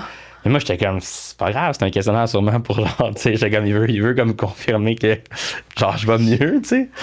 Fait que là, il me dit, ça, c'est un questionnaire pour savoir si on est comme bipolaire ou en fait pour une première consultation, whatever. Puis là, je suis comme, OK. Ben, c'est quoi, tu vas me prescrire du lithium? Genre, parce que moi, je savais un peu, c'était quoi, j'avais entendu dire ça. Fait que là, je suis comme, je fais, non, mais il y a d'autres médicaments, mais on n'est pas rendu là. Il y a d'autres médicaments que ça, mais on n'est pas rendu là. Moi, je m'inquiète que t'es peut-être en manie en ce moment. Tu sais, puis là, je suis même. Ben, c'est fucking nice, la manie. Dans le fond, j'étais comme, c'est malade. J'étais comme, ben, oui, peut-être, puis who cares, ça va bien. Et là, je te dis, là, puis peut-être, je sais pas, peut-être que c'était une mini-manie, peut-être que c'était aussi les médicaments que je prenais à l'époque qui faisaient en sorte que vu que ça allait mieux, bon, la psyché dans mon cerveau faisait en sorte que j'étais juste trop, mais peut-être parce que j'en prends plus de médicaments depuis ce moment-là, justement, depuis les semaines qui ont suivi, là, je me suis comme sevré. Mais ça t'est arrivé encore depuis? Ou d'être comme ça, comme je te dis, là, tu vois, là, je l'ai joué exagéré, mais non, je suis toujours intense dans la vie, je pense une personnalité qui est comme ça. Ouais. Puis là, ça, encore une fois, ça dérange des gens, puis c'est bien correct, ça les dérangera, tu sais. Puis ça plaît à d'autres, puis ça, c'est correct aussi. Mais ce moment-là que je me rappelle, ça, c'était la couche de trop. J'aurais pas pu vivre sur cette intensité-là pendant les 6 dernières années, là. Les 5 dernières années, excuse. Mais c'est drôle parce que... C'était vraiment là, intense, là. Tu partais du bas fond, puis t'étais rendu à je fais super bien, La médication. Non, je sais Ça pas. doit peut-être. Mais je sais, honnêtement, je sais pas, puis je saurais peut-être jamais si c'est juste ça, mais tu sais, il y a aussi l'aspect que j'étais un gars social dans la vie avant de tomber comme dans cette phase-là dépressive, d'être malade. Ouais. Fait que ça revenait, ça ressurgissait peut-être aussi à la surface, puis ça faisait en sorte que, ben finalement, je suis comme crime, je suis confiant, je vais faire mes affaires. J'ai tellement longtemps comme caché mes passions, le fait que je voulais faire de l'événementiel, du marketing, tu sais, de faire des choses différentes un peu de ma famille, tu sais, de comptabilité, tout ça, très, très business. Mon entourage aussi, qui est tout mes amis, tu sais, en finance, en comptabilité, là, de moins en moins, mais tu sais, il y en a plusieurs encore que je connais qui travaillent en cabinet, tu sais. Je voulais tellement me détacher de ça que j'étais comme all-in, on fait ça. J'avais lu un livre de Nicolas Duvernois qui s'appelle Les idées folles, que je recommande d'ailleurs à plein de monde. Nicolas Duvernois, que j'aime bien comme entrepreneur, Romeo Gin, Pure Vodka. Ah, pour vrai? Ouais, Nicolas Duvernois, Dragon, qui a été Dragon aussi, dans l'œil du Dragon pendant quelques années. Bref, j'adore toujours cet entrepreneur-là. Puis j'avais lu son livre, puis lui, il disait justement, des fois, tu as des idées folles, puis les gens ne croient pas, puis comme il faut suivre. J'étais comme, il me dit ça, let's go. Puis là, fait que, tu sais, c'était crazy. Puis ce livre-là, je l'avais dans mon sac à dos quand j'étais allé à l'hôpital psychiatrique, justement. J'étais en train de le lire à ce moment-là, tu sais. Puis l'histoire derrière ça, c'est juste. Puis là, tu me diras si jamais je pars dans tous les sens. Là, non, c'est intéressant. Mais quand tu parlais de perception, puis j'étais comme ça allait vraiment bien, mais c'était peut-être pas vraiment la bonne. Tu sais, c'était peut-être pas le bon bien. Tu avais l'air de quelqu'un qui avait le bien, mais à l'intérieur de toi, c'était encore. Mais c'est surtout que moi, j'étais le seul à pas le voir vraiment, parce que mes amis, dans le fond, tu sais, les interventions là, qu'on appelle. Les gens les voyaient autour de toi. Ouais. Mes bons amis étaient comme, yo, Jay, c'est comme, on sait plus trop ce qu'il fait. Mes bons amis me voyaient poster sur Instagram, tu sais, en 2020. Tu sais, j'ai commencé à avoir des tatous aussi en 2020, puis j'adore, tout le monde a des tatous maintenant, je suis pas quelque chose de différenciateur, mais moi j'en ai toujours voulu, mais mes parents c'était comme moins leur truc, fait que j'ai commencé à avoir des tatous, mais j'en ai fait faire genre 10 en 3 mois, t'sais. Oh my god! Genre j'en ai 20, j'en ai fait 10 en 3 mois. On va se le dire, c'est quand même addictif faire les tatous. Oui, c'est addictif, mais tu sais, en 3 mois, ça, tu sais, 10, mettons, on va dire, c'est combien? 250, c'est comme beaucoup d'argent quand même qui a été dépensé. C'est quand même gros, là. Oui, c'est des patchs comme ça, mais tu sais, c'était quand même beaucoup d'argent d'un coup dépensé en tatous, que j'avais pas nécessairement tout le temps cet argent-là, tu sais, comme jouer avec le crédit, en tout cas, peu importe. Je ne recommande pas de faire ça. Les tatous, oui, peut-être, mais de jouer avec l'argent, peut-être pas. Puis bref, j'avais. mis dans le trou? Ben oui, dans un sens, je suis super chanceux d'avoir été chez mes parents à ce moment-là. Ah ouais, c'est ça. Parce que dans le fond, moi, c'est que j'avais mon CELI, pas de peur de dire, j'avais mon CELI, j'avais comme 12 000 $ dedans que j'avais réussi à mettre avec les économies du restaurant, puis le fait que j'avais pas de loyer, le fait que ça en comme 5-6 mois, genre. Ouais. Quand même, je mettais tout l'argent là-dedans, j'avais rien comme dépense, fait que j'étais comme. Puis ce 12 000 $-là, après, en l'espace de 3 mois, je l'ai comme dépensé, tu sais. Oh fait que, puis là, fait que j'allais piger dans mon CELI pour payer mes trucs, ma carte de crédit, fait que j'ai comme, me suis remis à zéro dans le fond. J'étais comme à zéro, puis en dessous, mettons, on va dire, je pense que j'étais en dessous, mettons, de 5 000. T'sais, comme j'étais à zéro en dessous de 5 000 crédits, mais tu sais, j'étais dans le trou, oui, mais j'étais pas genre, j'ai pas dépensé 50 000. Ouais, c'est ça. C'était pas une grosse dette ensuite à effacer après. Puis en plus, bon, la pandémie a fait que tout le monde travaillait plus. Bon, il y a eu après ça, j'ai eu droit à la PCU à l'époque. Fait que ça avait comme pas avoir de loyer, PCU, ça a fait que ça a été quand même rapide à rembourser dans le fond. Ça a pris comme quelques mois. T'as pas traîné ton fardeau. Mais ça aurait pu être pire, tu sais, dans une situation où j'ai pas mes parents, il n'y a pas de pandémie ou qui fait en sorte que c'est un événement tellement unique dans la vie de l'humanité, qu'il y a une PCU qui arrive, que finalement, tu as le droit de la prendre, je vais la prendre, dans le sens que. Fait que c'est toutes des circonstances weird, mais ouais. C'est ça. Continue, j'arrivais à l'hôpital, mais comme je suis conscient que des questions, là, cet épisode-là a été marquant comme dans le fait que ça allait mieux, mais ça allait pas tant mieux. Ça allait mieux pour moi, mais ça allait pas mieux autour de moi non plus. Puis quand j'étais arrivé à l'hôpital, dans le fond, ça, je suis resté là 2 jours pour finir là-dessus, mais à l'aile psychiatrique de l'hôpital Pierre Boucher. Ah ouais? À Longueuil, Puis, ou Charlemagne, en tout cas, une des deux. Puis, bref, tu sais, moi, je suis rentré là, puis je pensais sortir tout de suite après. C'était comme, mes parents sont venus me chercher à Québec. Déjà, c'est weird un peu. Avec mon frère. Tu sais, comme vraiment. Puis, j'en ai parlé un peu sur les médias sociaux quand je faisais une photo de moi, j'ai une photo de moi qui est en jaquette d'hôpital sur les médias sociaux des fois. Puis, je la mets comme chaque année, je reparle de cette histoire-là avec un genre de texte. Mais, puis c'est ça. Puis là, j'étais à l'hôpital, puis. Il me pose des questions. Tu te font enlever ton linge. Quand t'es à l'hôpital, il est dans la jaquette d'hôpital. Tu sais, c'est comme, OK, mon sac à dos est là, mes parents attendent dans la salle d'attente, ça dure longtemps. Là, tu manges pas. Là, ça dure 4, 5, 6 heures. Là, t'arrives voir un infirmier. Après ça, ils te font monter comme à une salle. Après ça, t'as pas mangé pendant comme, mettons, 8 heures. Là. C'était vraiment. Puis là, je suis comme déjà ton cerveau un peu. Puis là, t'arrives là. Puis là, moi, je vois juste comme 5 infirmières rentrer, un docteur, 2 gardes du corps, je dors 2 comme, ben pas doormen, mais 2 agents de sécurité. What? Puis là, dans une salle, assis sur un petit lit avec un petit papier, tu sais, puis là, le docteur, il fait ça va bien, je fais ça va super bien. Mais tu sais, là, genre, lui, il devait dire, et si, on va le garder. Là. Je fais comme ça va super bien. Puis tu sais, on m'a dit de venir ici parce que dans le fond, ben, je suis venu, mais ça a jamais si bien été. Non, mais moi, j'étais comme, il veut juste me regarder. Tu sais, mon frère, il m'avait juste dit, c'est lui qui m'avait appelé, il m'avait dit, tu sais, le docteur a comme des soupçons, comme quoi peut-être on va aller revoir ta médication, je sais plus quoi, tu sais, puis faut qu'on aille à l'hôpital. C'était comme Mais ce que j'ai su par après, c'est qu'il paraît que le docteur, en question, j'en veux plus maintenant, j'en ai voulu, mais il avait appelé comme sa collègue de travail, qui est genre psychiatre, je pense, puis elle avait dit, c'est peut-être un danger pour lui-même et pour les autres parce que moi, j'étais parti à Québec dans une tempête de neige en char, puis j'étais comme... j'avais fait une story sur un truc sur Snapchat, alors qu'il avait réussi à voir, puis j'étais comme, en char, tempête de neige, c'est fort, hein, puis personne ne devrait faire ça, là, mais tu sais, comme, là, j'ai posté ça, j'étais, là, je m'en vais à Québec, là, tu sais, il paraît que j'étais tellement comme intense que là, c'est comme, quand tu peux être un danger pour toi-même ou pour les autres, tu peux rester à l'hôpital contre ton gré, dans le fond. Okay. Moi, je suis rentré là de mon plein gré, mais ils m'ont gardé contre mon gré.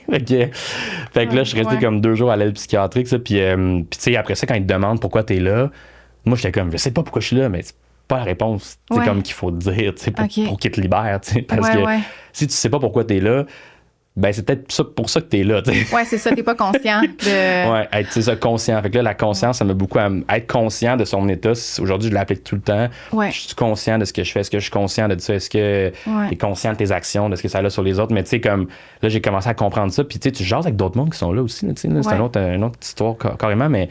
Puis, tu sais, sans entrer dans les détails, moi, je restais là 2 jours. Je suis passé devant un juge, dans le fond, qui te remet en liberté. Là, genre, Ouais, okay, parce que. Ouais, puis dans le fond, quand j'ai commencé à avoir les infirmières de mon bord, on va dire, puis qu'ils comprennent que j'étais peut-être pas un cas problématique long terme, on va dire, c'était parce que j'étais comme, OK, je comprends pourquoi je suis ici. Là, j'ai peut-être été intense, j'en conviens. Mais là, je veux aller mieux, je veux accepter de consulter un psychiatre. Comme, c'est correct, là. Genre, je comprends, puis comme, je veux juste aller mieux, mais là, ici, ça va pas. À un moment donné, ça a comme, ils m'ont laissé aller. Ouais. Fait que j'ai comme consulté un psychiatre pendant les mois qui ont suivi, incluant la pandémie. OK. Puis en juin 2020, j'ai demandé au psychiatre, parce qu'on se faisait des meetings, visioconférences. Puis j'ai demandé à chaque semaine, je disais, est-ce que je peux avoir un papier? Là? Je veux me trouver un job, puis genre la job que je veux. J'aimerais ça pouvoir dire que je suis stable, puis arriver confiant là-bas. Puis après comme 4 mois, c'est ça, juin environ, il me dit, t'es confiant. J'expliquais mes projets de pandémie. C'était genre des lives Instagram que je faisais avec du monde. Je prenais l'air, j'allais prendre des marches.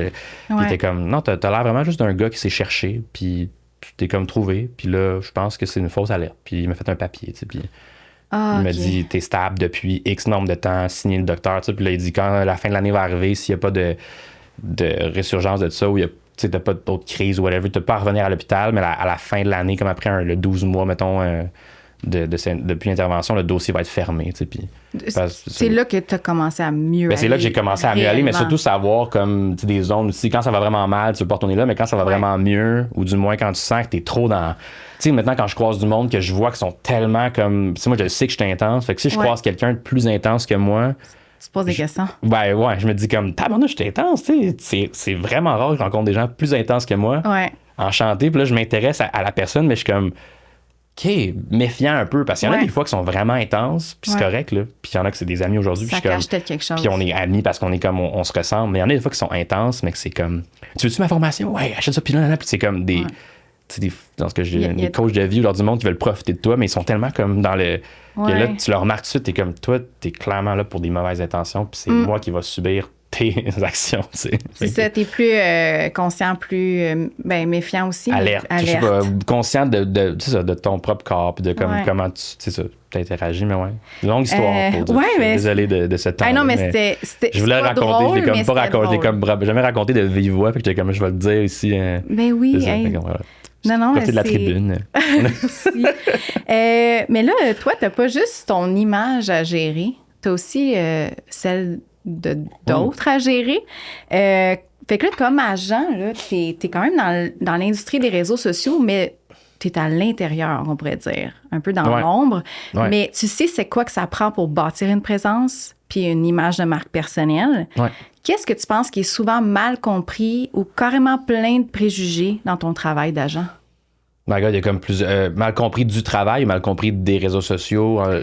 Ton père dans les deux sens. On peut, ouais. Il faut que tu me donnes peut-être que je peux dans l'eau, sinon je vais partir dans ton travail dans mon d'agent. travail qui est mal compris, je pense que c'est de dire d'agent. Des fois, je dis agent d'artiste présentement parce que je suis moins je suis dans l'influence, mais je suis pas dans les. Je représente 2 chefs. Là, c'est 2 chefs qui sont des créatifs, des créateurs de contenu, mais ils ont aussi comme un métier de chef aussi. Comme moi, je dis, je suis agent, mais j'ai aussi un métier maintenant de professeur.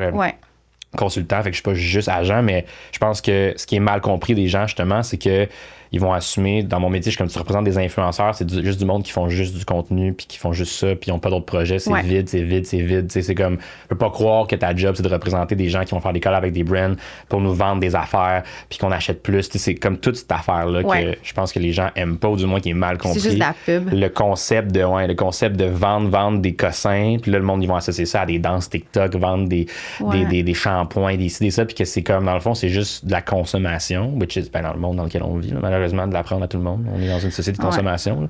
Mais tu sais, on veut aussi moins consommer, ça c'est normal. Mais ça, c'est mal compris. On pense que les créateurs de contenu ou les influenceurs, c'est du monde qui n'ont pas d'autre chose que ça, alors que il y en a une infime partie qui veulent juste faire du contenu. Ça, c'est correct qu'ils fassent ce qu'ils veulent. Mais la grande majorité du monde, c'est des gens qui ont des projets, qui ont des balados, qui ont un travail aussi on the side, je veux dire, qui ont une job et qui font ça à temps partiel. On le sait pas, là. On sait pas, mais tu sais, moi, j'ai plein d'exemples. J'en ai plein d'exemples. Quand je travaillais pour Occupation Double, les gens retournaient des fois à leur job. Là. La plupart du temps, c'était 50-50, mais ils retournaient à leur job qu'il y avait avant. OK. Et d'ailleurs, c'est le meilleur conseil que je donnerais à du monde qui voudrait faire OD. Je sais pas quand le podcast sort, mais s'il y en a qui vont à OD cette année, dans la prochaine saison, retournez à votre job de grâce, votre job de vie d'avant, puis retombez sur vos 2 pattes, après ça, vous checkerez pour des contrats, t'sais.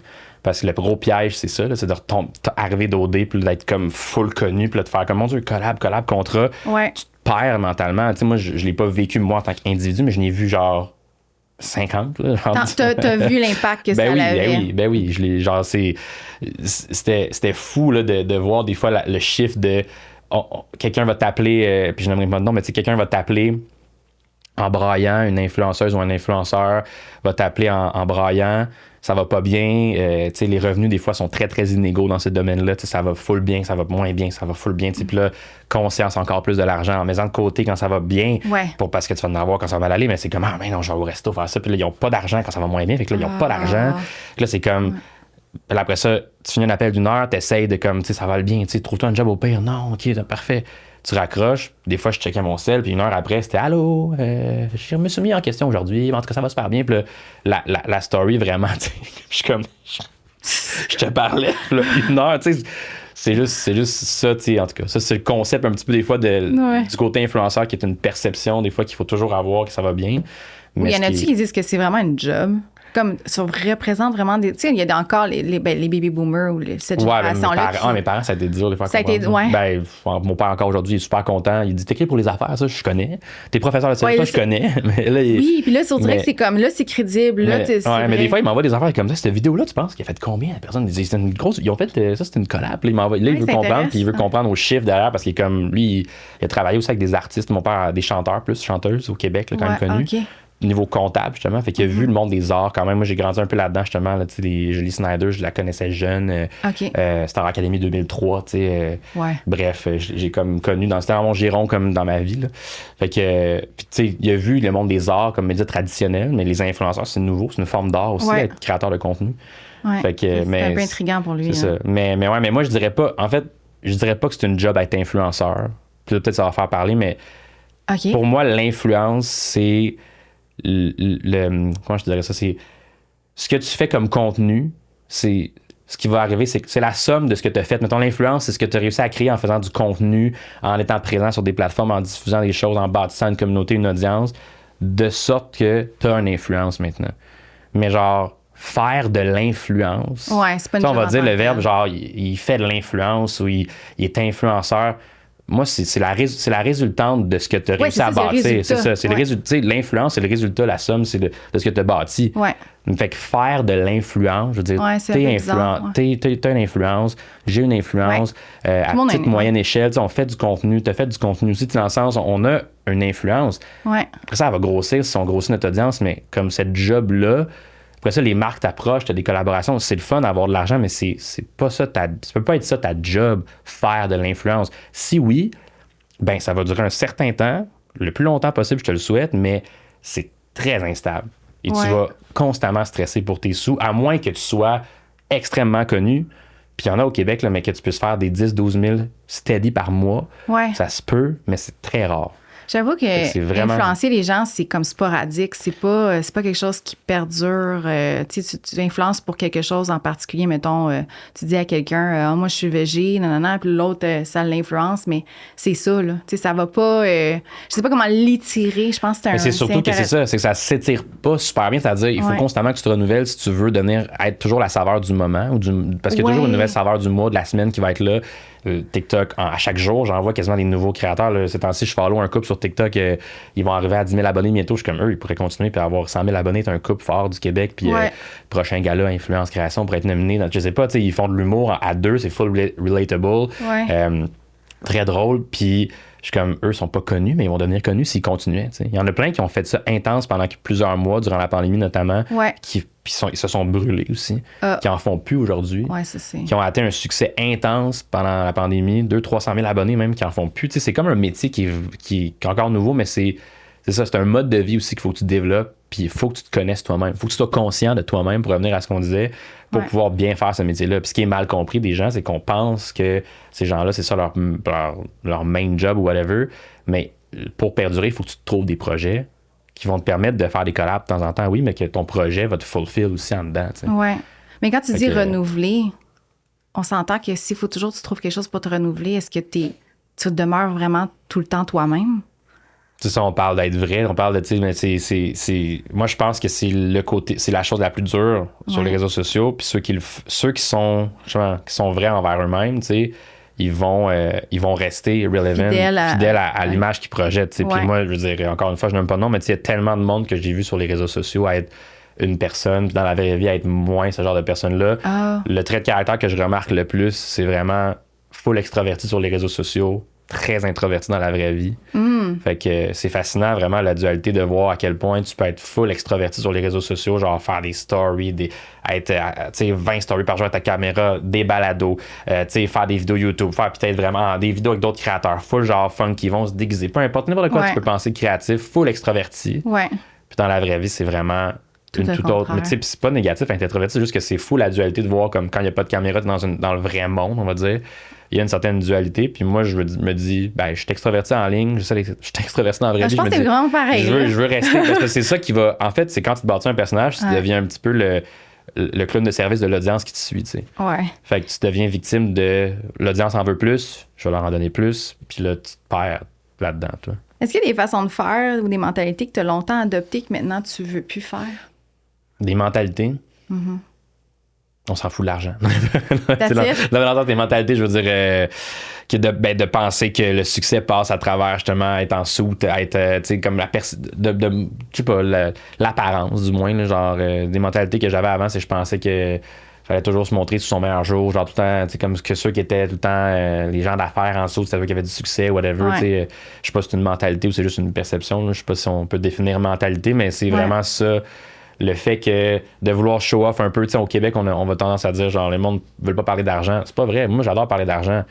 Après ça, je déteste les gens qui vont parler d'argent en premier dans leur vie. Tu sais, dire, salut, ça va bien, je m'appelle tel nom. Ah, je fais genre 150 000 cette année, ça va? Je m'en contre-torche. Non, c'est ça. Ça il y en a qui font ça. Là? Mais il y en a qui pensent que c'est ça qui va les définir ou qui veulent faire, en tout cas, qui veulent parler d'argent en premier pour se séparer de la masse ou se différencier. Être spécial. Moi, je suis comme, j'ai déjà pensé que l'argent allait m'amener le bonheur. Tu sais, je pense qu'on a tous déjà passé un peu par là, peut-être toi aussi, je sais pas, mais on a tous déjà pensé. J'ai étudié en comptabilité, moi je le dis à mes étudiants, j'ai étudié en comptabilité parce que je pensais être fucking riche à la gang. Puis là, ils sont genre, parce que je leur demande qu'est-ce qu'ils veulent faire dans la vie, ils sont comme, de l'argent. J'étais comme, bonne blague, t'as raison. Là, je suis comme, j'en jase, puis j'aime ça, briser la glace tout au début, le premier cours, en disant, tu vas faire de l'argent, tu vas faire quoi? T'sais, cégep Gracien, en plus, c'est un cégep privé, c'est quand même un écosystème très, très... Il y a beaucoup de parents là-dedans qui sont très fortunés, bref. Puis je parle en plein instance, mais ce que je veux dire, c'est que c'est vraiment ça, l'argent, que je pense que la mentalité que les gens ont souvent, qui définit le succès, puis que c'est pas le cas du tout. C'est ça. Tu te sens en deux mondes? Dans quel sens? C'est un paradoxe, dans le fond, que tu travailles dans les réseaux sociaux, avec mais tu le sais que c'est pas la vraie réalité ou que c'est pas... Ça va un peu contre peut-être tes valeurs ou... Ben, je pense que Ce que oui, tu des crois, fois. ce que tu fais. Mais je pense que c'est une bonne question. C'est pour ça que je parle beaucoup. J'ai l'impression que ça avoue à plein de sujets. Mais, mais c'est le danger que moi. Mais j'ai longtemps détesté les médias sociaux, comme je te disais, quand j'étais malade. Puis je pense que la journée où j'ai compris, je me disais, hey, les réseaux sociaux vont toujours être là. Peu importe la plateforme, que ça, bon, Facebook, Instagram, TikTok, on parle souvent de ceux-là. Mais TikTok, là, 7 ans, c'était pas un thing. Là, genre 6 ans, mettons, là, c'était pas connu. Non, ouais. Fait que, tu sais, dans 6 ans, on aura peut-être une autre plateforme là, qui va être. Tu sais, on sait pas, là. Fait que je suis comme, mais peu importe la forme, les réseaux sociaux vont toujours être là. Cette réalité-là virtuelle va toujours être là. Fait que du moment où tu te dis, regarde, il y a une réalité virtuelle, il y a en ligne, mettons, puis il y a la vraie vie, puis que tu peux naviguer bien dans les deux. Ouais. Moi, je pense que c'est correct d'être dans ces deux mondes-là. Tu sais, moi, je suis là-dedans. Autant sur les réseaux sociaux que dans la vraie vie, j'ai les moments entre amis, je les apprécie encore plus quand je fais pas de story, puis quand j'ai mon sel de même, puis comme on prend une bière ou on jase, puis on mange, puis ça, c'est important, je pense, de se le rappeler. T'sais. Ou de bien l'utiliser, avoir des bonnes intentions, de pouvoir, mettons, si tu veux aider les autres, transmettre un message que... Ouais, c'est toujours ça ma vision aussi avec mes médias sociaux. J'ai pas beaucoup de collaborations, mais j'en fais des fois de temps en temps, puis une avec la Fondation Émergence, là, récemment, que j'ai fait pour... justement pour la journée internationale contre l'homophobie, la transphobie, tu sais, quand ils m'ont écrit, j'étais comme, je me sens pas à l'aise de parler de ça vu que je suis un homme hétérosexuel, tu sais, blanc, cisgenre, tu sais, comme je suis zéro dans la communauté, mais je suis comme, ils ont dit non, mais on veut avoir un allié, tu sais, je suis comme, ah ben, oui, c'est important, oui, je suis un allié, tu sais, fait que là, quand ils m'ont dit langue, j'étais comme, ah ben oui, c'est sûr, je vais prendre mes plateformes pour pouvoir faire une vidéo pour sensibiliser les gens qui vont me suivre à que c'est important, tu sais, ça, tu sais, genre, c'est la communauté, puis, fait ça, je trouve ça important d'en parler. Il y en a des créateurs qui le font super bien aussi à travers tous leurs autres projets. Mm-hmm. Mais de pouvoir utiliser ces réseaux sociaux à bon escient, je pense que c'est une responsabilité, on peut dire ça comme ça. Là. Je pense que c'est comme un devoir individuel et collectif aussi de devoir comme pas juste râler de la merde sur les médias sociaux puis dire du superficiel. Ouais. Mais quand t'as une communauté qui te suit, genre, des fois, il y en a qui ont beaucoup de monde, là, des 60, 100 000, 200 000 personnes. Si un jour j'avais ces gens-là qui me suivaient, peut-être ça arrivera, je sais pas, on verra. Ouais. Mais je me dis, c'est sûr que tu as une responsabilité envers ces gens-là. T'sais. Puis devant ces gens-là, je sais que là, tu parles, tu es transparent, tu parles beaucoup de tes difficultés que tu as eues. Est-ce que... Mais là, tu fais des choix que consciemment, tu vas garder, des choses que tu vas dire, que tu vas garder. Mm-hmm.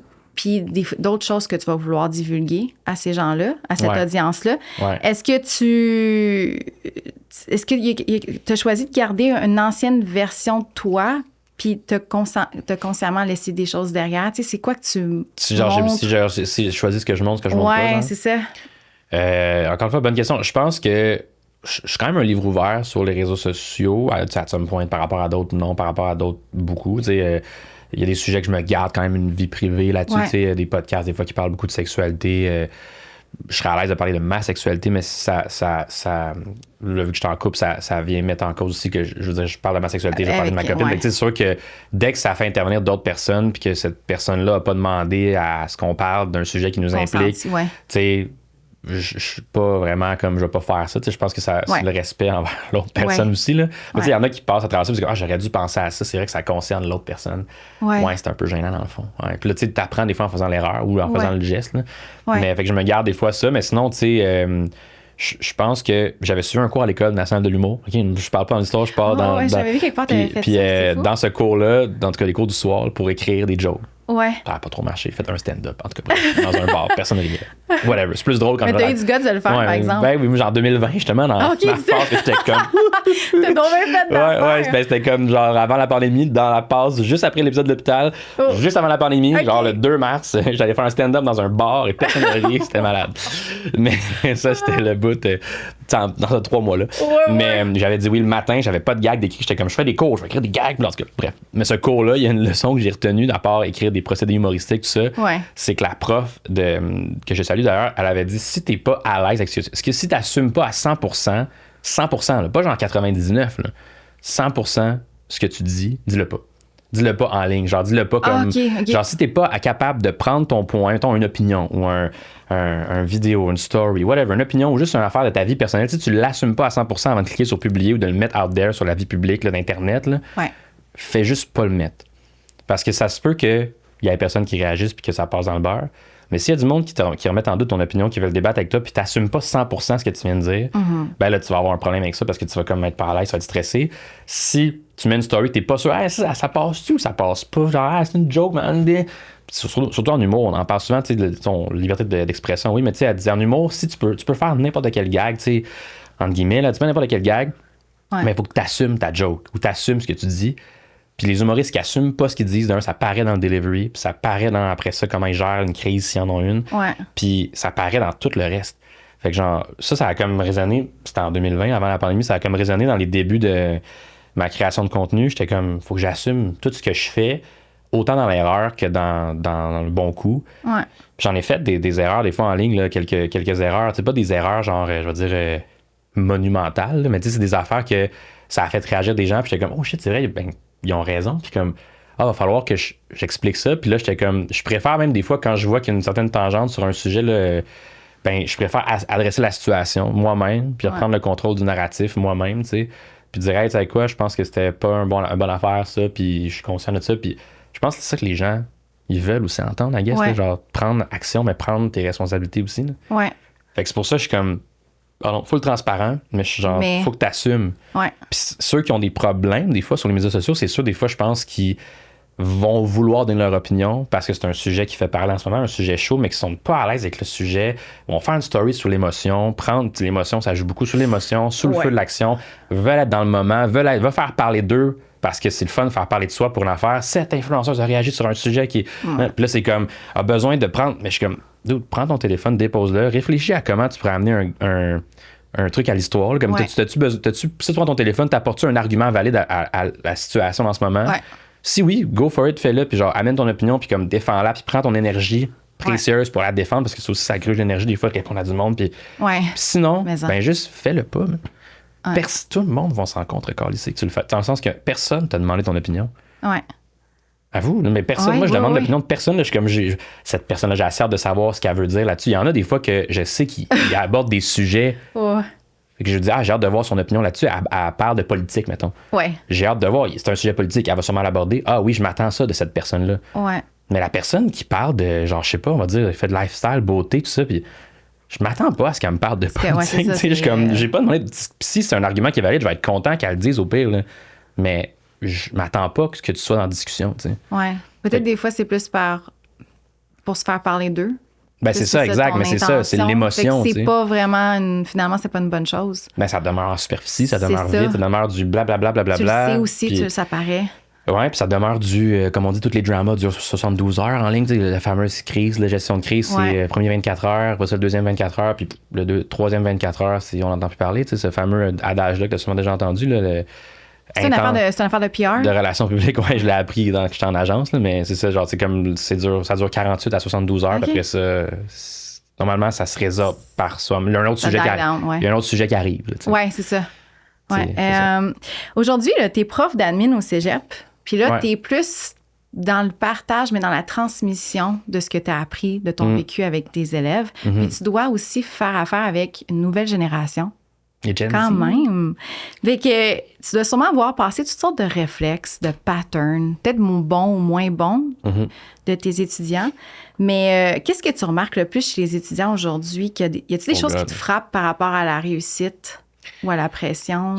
Ben, deux choses. Puis ce qui est fascinant, c'est que ben là, je peux pas comparer avec avant COVID ou avant l'ère ChatGPT, on va dire. Là. Je peux parler de là. Ça fait 1 an et demi que j'enseigne. C'est ma 4e session là, cet automne. Bref, ça fait pas longtemps, tu sais. Ouais. Mais ce que je remarque, deux choses. De un, la pression de performance, c'est la même que quand on était à l'école. Genre, ce fameux... En plus, j'enseigne au cégep où j'ai étudié, fait que genre le milieu homogène de genre Grasset est quand même le même que quand j'étais là aussi. C'est-à-dire, il y a toujours des gens qui sont, ben oui, privilégiés, que leurs parents veulent qu'ils étudient là parce que c'est privé puis que c'est un bon cégep. En tout cas, bref, je suis biaisé aussi, mais c'est un bon cégep. Il y en a d'autres que c'est comme, je veux faire comme mes parents parce que mes parents sont genre avocats, ingénieurs, médecins, comptables, des jobs très élitistes. Fait qu'ils ont la pression de faire comme eux. Moi, je suis peut-être de ceux-là, tu sais, je voulais faire comme eux. Après ça, fait que la pression de performance, puis peu importe la cotère, elle joue encore autant dans la tête des étudiants que comme v'là 10 ans ou v'là 13 ans. Quand t'as quel âge? 30, J'ai 35. 35, je pense que t'avais 33. My God, excuse-moi. Merci de m'avoir donné 2 ans. Non, mais d'abord, 15 ans, 15 ans, ça fait déjà, moi, ça fait déjà 10 ans, 15 ans, tu sais, qu'on était au cégep, tu sais. Fait que tu te reconnais en eux. Ouais, exact. Fait que moi, je pense que ce qui m'aide aussi en tant que prof, c'est que je suis arrivé au début, puis j'ai tout de suite dit, c'est ma première session, première fois. Tu sais, moi, quand je suis arrivé au cégep, ma première journée, j'avais la job la veille, tu sais. Ça, c'est quand même commun, je pense, au cégep, de se faire engager la veille, puis le lendemain, tu commences, c'est ce que j'ai compris. Je suis pas unique, là. Mais j'ai cherché un prof, c'était marqué sur l'horaire des étudiants, professeur à venir dans leur cours. Fait que là, le professeur à venir, c'était moi qui m'ont engagé la veille, puis le lendemain matin. Fait que moi, je leur ai dit, hey, première fois j'enseigne, première fois dans ce cours-ci, moi aussi, parfait, on est deux. Tu sais, je suis arrivé tout de suite de même. OK. Puis des profs qui m'ont dit, t'as pas fait ça pour vrai? Je suis comme, ben oui, parce que c'est vrai, tu sais. Puis on disait, my God, il aurait pu te ramasser. Je suis comme, non, au contraire, ils ont été super ouverts à genre me jaser parce que des fois, quand t'es étudiante, le nouveau prof, c'est comme, s'il va être facile à. On va le niaiser. Égal à égal. Moi, je vais arriver là, je suis comme, c'est la première fois que j'enseigne. J'ai un background, j'ai présenté comme mes conférences que je faisais, je me présente d'une façon plus corporate. L'autre façon, c'est pourquoi je me ramasse ici. Fait que là, je fais des TikTok, je fais ci, j'écris pour les affaires, fait que je me présente comme un genre de puzzle. J'ai fait un stand-up, je fais des collabs, je fais ça, tu sais. Fait que là, ils sont comme, OK, c'est un doute qui fait plein d'affaires. Fait que je me présente comme vraiment genre un peu perdu, mais c'est voulu. Là. Puis ça, c'est ça. Puis je me rends compte que les étudiants, ils viennent plus te voir quand t'es quand même proche, dans un niveau d'égalité à eux. Parce que moi, je leur disais aussi, ça se peut que dans une couple d'années, je me cherche une job dans une agence ou peu importe, on sait pas. Puis vous soyez mon boss. Je sais pas. Tu sais, genre, j'ai 30 ans, vous avez 17, 18, 19. C'est vrai, là. Ça se peut que dans, mettons, 12 ans, je veux me retrouver une job, puis que toi, tu sois le fondatrice d'une agence ou whatever le domaine, puis que tu veuilles m'engager. Ça me tenterait bien que tu m'apprécies à ce moment-là. Tu sais, Fait que je le vois de même. Puis la deuxième chose que je vois, c'est d'un point de vue que je peux pas comparer à avant. Mais quand nous, on était à l'école, il n'y avait pas tout ChatGPT, il n'y avait pas ces intelligences artificielles-là, il n'y avait pas non plus le fait que l'information est très facile à trouver. Encore plus. Fait que ça joue des fois, je pense, dans la volonté de faire plus. Fait que c'est... je vais demander à chat. Fait que je le vois beaucoup. Puis moi, je suis je démocratise beaucoup ça. Je suis comme, utilisez-la. Mais voyez-le pas comme la solution facile. Là. Fait que faut que tu réfléchisses aussi, mais je le vois des fois que c'est peut-être plus dur de bâtir certaines connexions à cet âge-là. Genre à 17-18 ans, il y a plein d'affaires que tu sais pas, que quand tu le trouves toi-même, tu l'as appris. Mais là, vu que Chat, il est là, ChatGPT, tu sais, c'est... c'est le fameux ChatGPT. Ça venait pas des embûches un peu? Mais je le démonise pas. Moi, je suis vraiment comme, tu sais, utilisez-le, servez-vous-en. Tu sais, je l'utilise au quotidien. Ce serait niaiseux de dire le contraire, mais... Un outil. Ceci étant dit... Faites l'exercice quand même de réfléchir par vous-même. T'sais, la créativité, c'est pas un outil que Chat va t'apprendre. T'sais. Il va te brainstormer, mais je suis comme la créativité, je leur dis souvent, c'est l'actif, là, puis j'enseigne aussi un cours de comptabilité, là, en tout cas, bref, j'ai une joke de comptable, l'actif le plus précieux des 10-20 prochaines années. Là. Je suis comme, être créatif, ça va être ça qui va te démarquer des autres. Fait que genre, la créativité, donne-la pas à Chat. T'sais. Garde-la pour toi, genre, soit artistique, soit créatif, mais... En pub, on le voit, là, je veux dire, c'est débile. Là. Des fois, il y a des pubs pour le poisson d'avril. Je sais pas si tu as vu ça passer. Là, il y avait eu une pub de plein de villes, plein d'agglomérations, plein de villes, genre, pas de ville Longueuil, entre toutes les pages de villes de Longueuil, entre Chaudière-Appalaches, peu importe. Il y en avait comme une couple, pas ceux-là, mais une couple qui avait fait la même joke. Puis là, j'étais comme, puis il y a un gars sur LinkedIn qui a refait un wrap-up. Tu sais, il dit, toutes les villes ont fait la même joke. Genre, on a inventé une tyrolienne pour. C'est pas vrai. Puis j'étais comme. C'est-tu ChatGPT qui a donné la même idée à toutes les villes? Ils ont fait, on va faire, ça va être assez drôle, on va être les seuls à faire ça. Oui, mais en plus, Chat, ils peuvent utiliser l'information. C'est ça. Fait que j'étais comme, tu sais, là, t'as l'air con maudit quand ton poisson d'avril, c'est le même que les 25 autres municipalités. Non, c'est comme, tu sais, c'est comme, travaille un peu ton. Brainstorm. Ouais, tu sais, puis c'est ça. Fait que genre, c'est les deux choses que je te dirais. Est-ce que, pour finir, que aujourd'hui, tu leur dis quelque chose que tu aurais vraiment eu besoin d'entendre? Quand tu avais cet âge-là? Oui, j'essaie toujours de finir à travers les cours, oui, je fais des petits speeches des fois, mais à la fin, j'essaie toujours de me garder un petit 2-3 minutes pour leur dire de garder leur passion, de justement garder leur passion active, de jamais délaisser un peu ce qu'ils aiment vraiment en dehors de l'école au profit d'avoir des bonnes notes à l'école, ou genre de focusser juste sur ça. Parce que plus tard, c'est peut-être tes passions qui vont te faire vivre. T'sais. Fait que j'étais comme... Entretiens-les, fais pas juste un plan A pour ça. Des fois, c'est plus risqué de tout miser dans les passions parce que c'est sûr que c'est comme, des fois, ça dépend, là, c'est très, très instable. Mais je suis comme, entretiens-les, puis veux pas, ça va toujours te servir pour t'évader quand t'aimes pas ta job ou t'as une mauvaise journée, t'as une passion, que ce soit un loisir, un sport, whatever, le dessin, la lecture, peu importe. Mettons, création de contenu, peu importe. Comme ça, au moins, tu peux avoir un équilibre. Puis, better case, ça va genre t'amener des revenus qui vont peut-être te faire un beau sideline.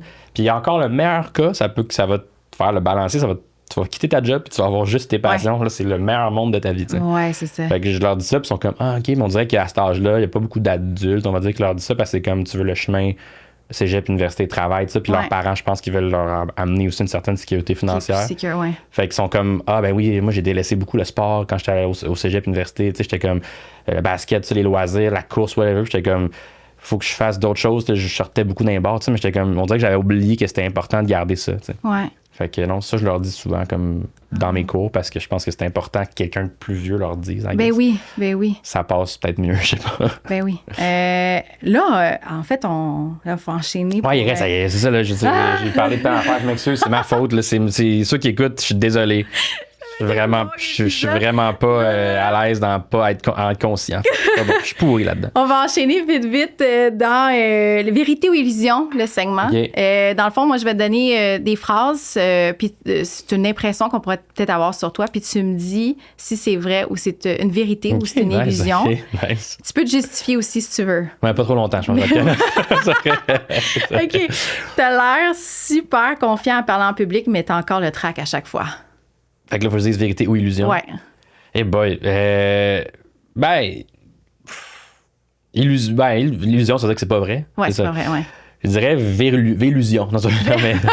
Non, mais j'ai le track. J'ai tout le temps le track. Je pense que c'est bon d'avoir le track, mais rapidement, en me justifiant, je suis à l'aise devant. J'aime ça, parler devant le public. Ouais, t'as l'air à l'aise. Je pense que je suis pas mauvais non plus, mais je peux encore m'améliorer. Tu sais, je prends des cours aussi pour mieux parler, tout ça, puis les ateliers de jeu, de théâtre, tout ça, pour être plus comme, tu sais, let loose, tout ça.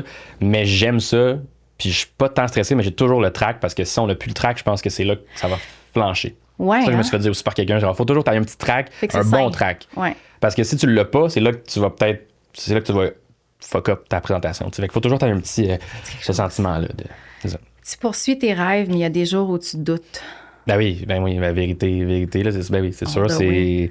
Ouais, vérité. C'est sûr. T'es un bon prof, mais t'as encore parfois le syndrome de l'imposteur. Ouais, vérité, exposant, je sais pas combien, 10, 12, 20. Peut-être que l'exposant va diminuer avec les années. Là, ouais, peut-être, ouais. Mais je pense que je l'ai, même le syndrome de l'imposteur en conférence, je l'ai tout le temps. Même en ce moment, j'ai le syndrome de l'imposteur. Je l'ai souvent, puis on dirait que je sais pas pourquoi, j'arrive pas à me. Pas que ça me tracasse, mais je l'ai tout le temps. Puis des fois, je me dis, écoute, c'est juste moi, mais comme je suis mon instinct, mais je suis full pas. Je suis peut-être pas assez pédagogue. Tu sais, il y a full de. Tu sais, au cégep, puis je comprends les institutions, puis tout ça, c'est très, très, très, très cadré. Puis ça prend un cadre dans la vie, tu sais, pour se cadrer. Mais moi, je suis pas bon dans le cadre, tu sais. Genre, je suis le cadre, là, je reste dans les limites, mais des fois, j'aurais le goût de sortir du cadre puis faire d'autres choses, tu sais. Puis on dirait que c'est tough de suivre ça. Fait que, syndrome de l'imposteur, quand même pas mal, mais j'essaie de me le détacher. Quand j'entends des étudiants venir me voir après le cours, puis sont comme, merci pour la session, c'était vraiment le fun, puis ça fait un vent de fraîcheur. Je suis comme, I guess, peut-être pas mauvais ce que je fais, mais tu sais, c'est ça. Mais j'ai pas le même casting que les autres profs, là, tu sais, juste le fait que je suis jeune, mais aussi, je suis pas full organisé, là, tu sais. OK. T'es plus souvent au resto que dans ta propre cuisine. Ouais. On a tendance à vouloir commander bien du resto puis aller au resto, mais je te dirais illusion, juste parce qu'on cuisine quand même un peu plus, mais c'est quand même proche de la vérité. On dirait que t'as l'air tout le temps au resto. C'est quand même proche. Mais tu vois, ça a l'air, mais des fois, je pose une vidéo, mais ça fait 3 semaines que je suis allé au restaurant. C'est ça, hein? Je garde des contenus. Hein? C'est ça. T'as déjà comparé ta vie à celle d'un influenceur que tu représentes? Oh God, crime. Oui, mais pas de manière genre maladive, de comme je suis jaloux. C'est juste comme. C'est nice. Tu sais, les restaurants, les sorties, tout ça, je suis comme quand j'envoyais des invitations de médias, j'envoyais rentrer dans les courriels, j'étais comme, il est invité à aller à la F1, il est invité à ça, il est invité pour tout ce qu'il y a à faire. En plus, il est payé pour aller faire. Il est payé pour aller faire des stories d'un événement qu'il y a eu gratuit. J'étais comme, c'est fou. J'aimerais ça, cette fin de semaine-là, me faire payer, mettons, 12 000 $, pour aller faire des stories à F1. J'étais comme, ça aurait été le fun. T'sais. Ouais, plus dans ce sens-là. Il y en avait que c'était ça. J'étais comme, mon Dieu, il y a beaucoup d'argent qui rentre. Et en plus, c'est un événement malade que j'aurais payé, moi, pour aller. Je suis comme, c'est un beau privilège. J'espère qu'il est conscient. C'est comme j'espère qu'il le sait. C'est ça. Ouais. Les réseaux sociaux, tu trouves ça encore inspirant, même si t'es un peu tanné? Être tanné par moment, ouais. Oui, vraie vérité. Je trouve ça vraiment inspirant, même si des fois, mon Dieu, que le monde, des fois, me tanne quand je vois des affaires. Je vois des affaires. Tu sais, là, j'embarque pas dans le sujet, mais tu sais, toutes les morts alpha, toutes ces affaires-là, montée du masculinisme toxique, tout ça, je suis comme sacrément. Genre, je suis sacré, mais je suis genre. Ça me tente. Puis le monde qui disent leur opinion, mais qui ont pas d'argument, puis c'est juste du contenu, genre, vide. Là, je suis comme. Ça me tente. Puis je suis genre, ça prend de la place de choses qui sont vraiment pertinentes, puis ça me gosse que le feed TikTok, genre, soit comme submergé de ça. Moi, j'ai le bloc facile, fait que des fois, je bloque du monde. Ouais? Dès que je vois du contenu que c'est de la merde, je suis comme, toi, je vais voir ton profil, tu poses juste ça, puis je me bloque. Genre, je bloque au moins 400 comptes, là, dans le sens que depuis le début. Non, des fois, il faut faire ça. Là. C'est le ménage là, qui se fait, mais je suis comme, ça me gosse. Ouais. Tu montres beaucoup, mais tu as encore une facette de toi que tu n'as jamais montrée à personne. Vrai. Vérité, ouais. Vérité. T'es créateur de contenu, mais ça t'arrive d'être complètement en panne d'idées. Ouais. Vérité, ouais. Puis il faut l'accepter, je pense. Ouais. Je pense qu'il faut l'accepter en tant que créateur. Il faut mettre les articles dans les affaires. Ça m'est arrivé des fois. Puis j'avais écrit à mon éditrice. Puis on a fait un meeting. J'ai dit là, je fais 2 articles que je rush. Là, je pense que le 3e, ça va être. Je vais paniquer. Fait que comment on va faire une rencontre. Puis en jasant, j'ai comme eu 15 idées. C'est juste que des fois, ça prend juste de se l'avouer soi-même. Puis de l'accepter. Puis là, tout revient. T'sais. Mais quand tu l'acceptes pas, puis t'es comme là, tu paniques, pire affaire. Ah, man. Ton cours est super structuré, mais ton bureau, lui, c'est le gros chaos. Non, je dirais l'inverse. Je dirais l'illusion. Non, mais mon cours est structuré. Moi, je suis le temps. Moi, je sais pas, là, mon bureau, il faut toujours que j'ai mes crayons là. Je fais du ménage avant des fois de travailler. Ça, c'est un de mes gros défauts. Je vais ranger la cuisine, mon bureau.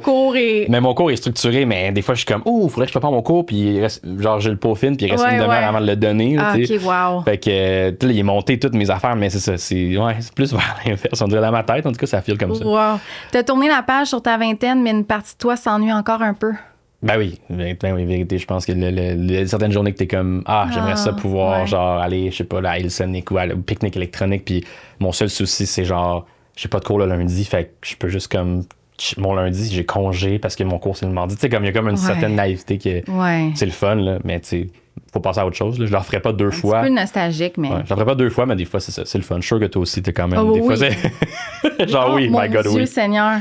On continue avec le segment derrière l'image. C'est le segment où on prend une photo, c'est sur ton Instagram. Hein? Oui, c'est vrai. On veut raconter la vraie histoire derrière. L'idée, c'est de dévoiler ce qu'on voit pas réellement au premier regard. Fait qu'on ne sait pas le contexte, les émotions, mais on veut savoir ce qui se cache honnêtement derrière l'image. Fait que toi, tu as choisi 2 images. Ben, j'en ai pris 2.